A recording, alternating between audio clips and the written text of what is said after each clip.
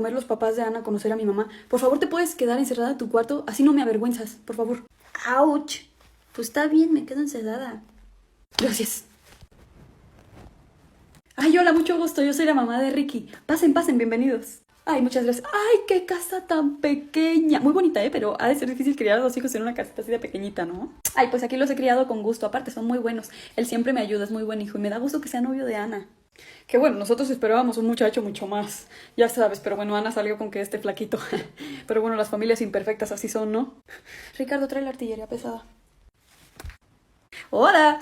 ¡No! ¿Ustedes no son los papás de Digoberto el que se droga? Ah, ¿es un tema feo? Ah, es que como aquí no nos drogamos. Las familias imperfectas.